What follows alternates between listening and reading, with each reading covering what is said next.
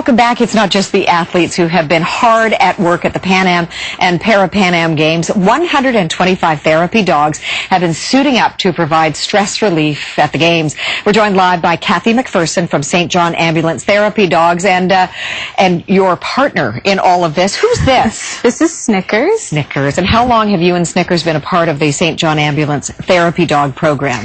Snickers has been a therapy dog for about 2 years now. Great. Well, it means you too. Yes. But you're also a first responder with St. John. I personally am not, but St. John Ambulance is providing all the medical first aid to all the athletes' villages all across Ontario for ParaPan and PanAm Games. Fantastic. St. John Ambulance does a marvelous job, and they don't often get the credit that they deserve. Many faceted, including, as you mentioned, first responder, but the therapy dog program, a very vital part of the success of these games. So tell me what it was like for you, and what did you do? It was an amazing experience. We were actually asked by the Chief Medical Officer of the PanAm Games as part of a wellness program for athletes to visit in order to just try to reduce their stress level. They're away from home. They're, nervous, obviously, and always under a lot of pressure and being judged. And the therapy dogs come in, and they just get to hang out with dogs. A lot of them have dogs at home and are missing them, and it was just an amazing experience. Smart. First time ever that we've seen this at a big event like the ParaPanAm and the PanAm Games? Yes, first time ever at any kind of international or national sporting event that they've had therapy dogs involved. Snickers wants to get going to do more visiting. So what was it like? So describe when you and Snickers would walk into any of the areas where the athletes were hanging out or being housed. Yeah, so we were visiting right in the Athletes Village in Toronto. Us personally, we usually would go with about 5 or 6 teams of handlers and their dogs, and we were lucky enough to get to hang out right across the street from where all the Canadian athletes were living while they were here.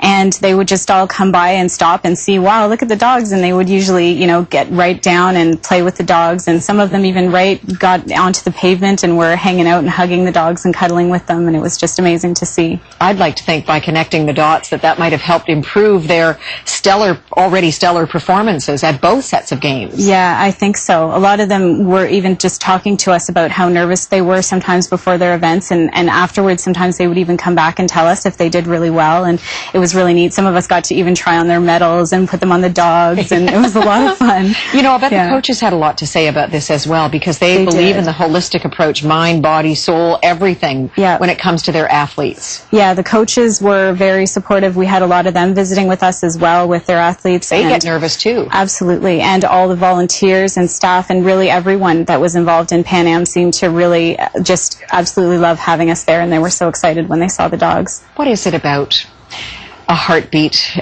4 paws, these beautiful creatures? What is it about them that helps all of us feel better, whatever is going on in our lives? Really, they're non-judgmental. They love you no matter what, whether you won or lost, or you're having a good day or not. They're just always there to provide, a nice cuddle and a friendly face, and they're wonderful. They really are. I'm feeling so much better now.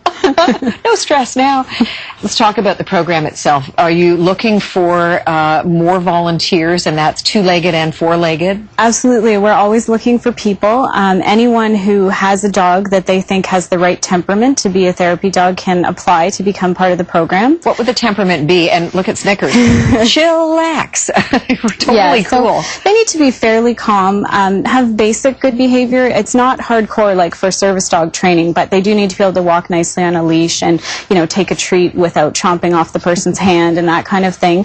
And they test them just to make sure that they wouldn't have any aggressive reactions in different situations that you might find in a hospital or retirement home setting, which are the places that we mostly visit.